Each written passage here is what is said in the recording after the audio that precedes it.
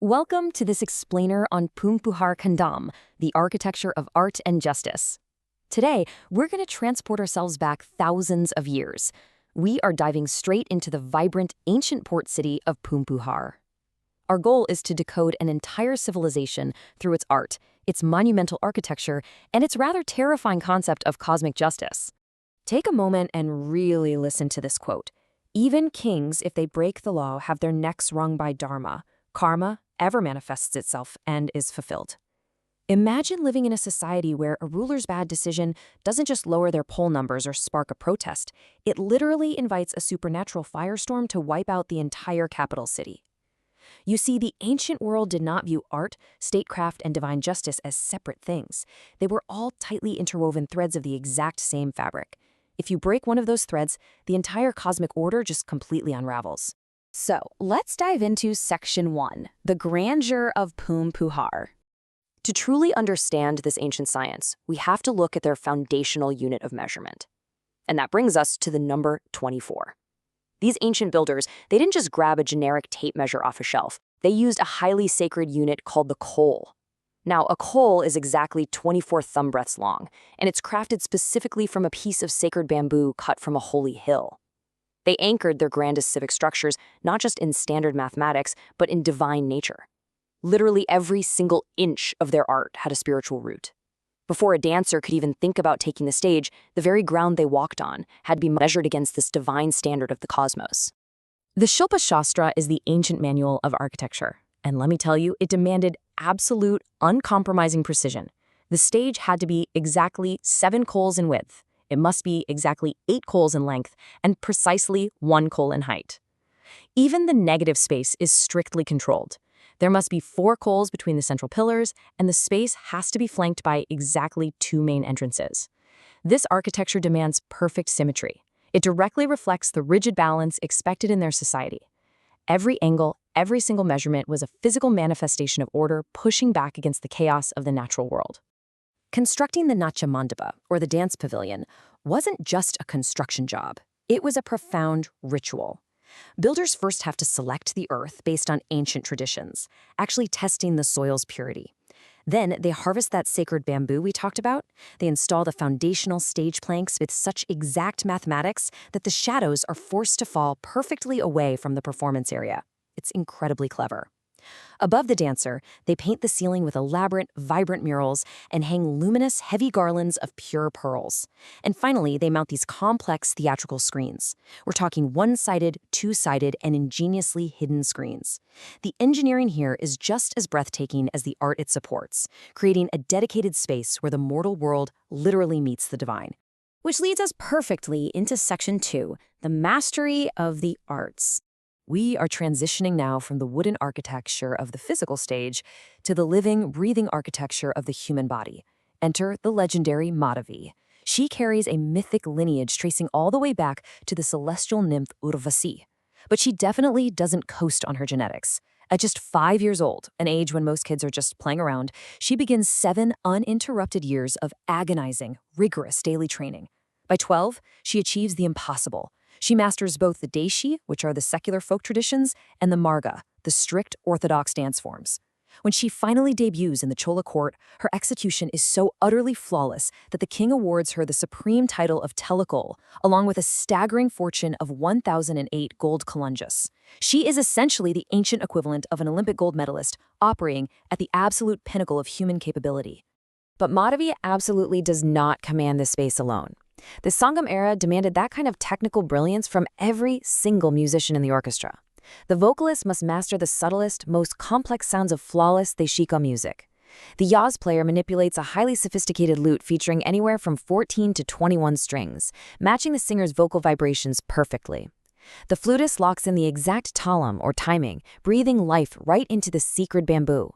Meanwhile, the drummer plays the mridangam, carefully modulating soft low notes so they never ever drown out the delicate sound of the dancer's ankle bells. And overseeing this entire ecosystem is the dance master. They are directing 11 complex mandalams simultaneously. The synchronization is absolute. Together, they move and breathe as a single, flawless organism. Let's broaden our view now. In Section 3, the Festival of Indra, or Indra Vijaya. From the private brilliance of the royal court, we now explode outward into the public streets. The entire city of Poompuhar transforms into a massive 28-day cosmic spectacle.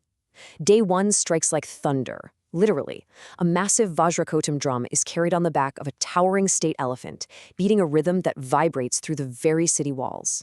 Soon after, the majestic flag bearing Indra's white elephant, Airavata, is hoisted high against the sky, visible from every single corner of the metropolis. By the second week, the air is thick with smoke from royal sacrifices and ancient Vedic chanting. The crescendo hits on the 28th day, as royal princes perform a holy abhishekam, bathing the idol of Lord Indra with the sacred, life-giving waters of the Kaveri River. The entire city effectively hits this incredible transcendent peak. What makes this massive festival truly remarkable is the profound socio-cultural harmony it enforces. In an era known for strict hierarchies, everyone participates. Everyone.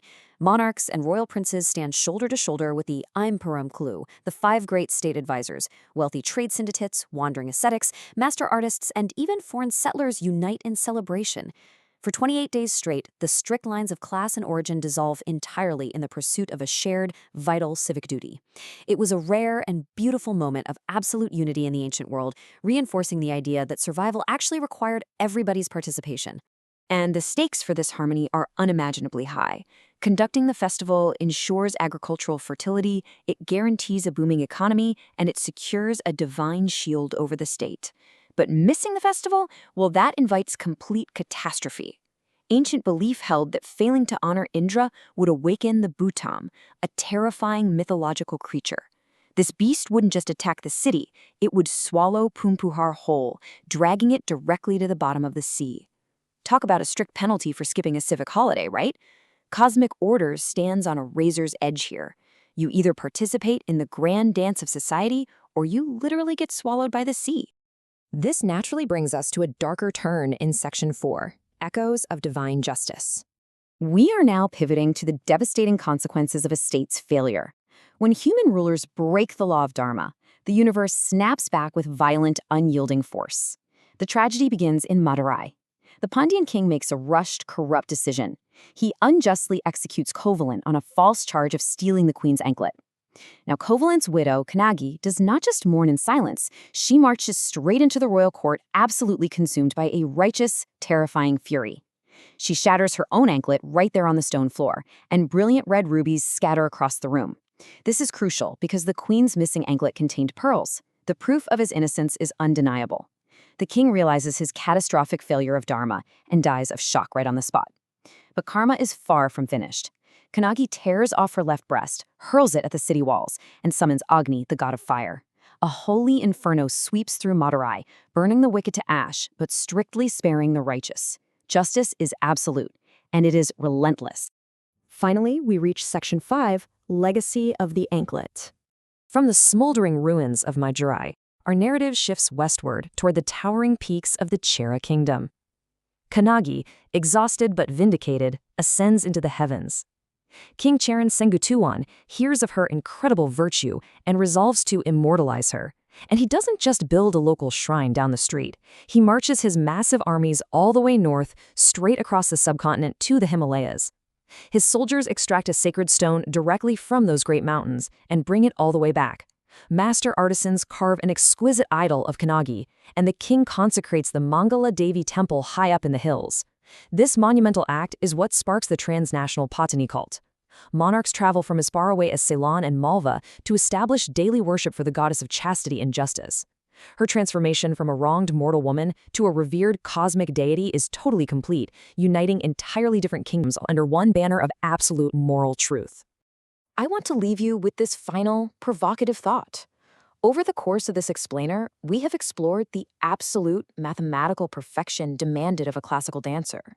We've seen the strict geometry of a sacred stage, and we've witnessed the terrifying fire of a woman demanding justice from a deeply corrupt state. So, how do these ancient themes reflect our modern pursuit of truth and beauty? Do we still hold our leaders, and ourselves for that matter, to such unyielding standards of Dharma? Take some time to really reflect on the power of the anklet and the weight of our own actions in the world today. Thank you so much for joining me on this explainer. Keep questioning and keep learning.